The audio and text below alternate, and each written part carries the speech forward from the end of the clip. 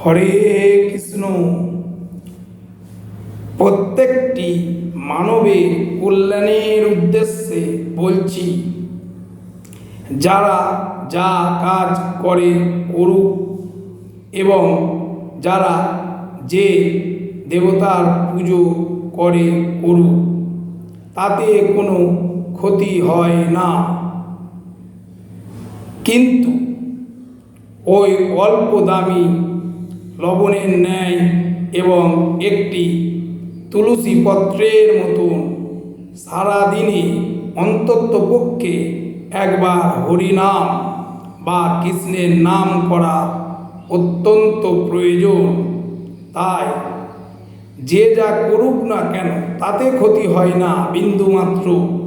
কিন্তু ভগবান শ্রীকৃষ্ণের চরণ পেতে গেলে সারাদিন হলেও একবার হরে কৃষ্ণ হরে নাম করতেই হয়।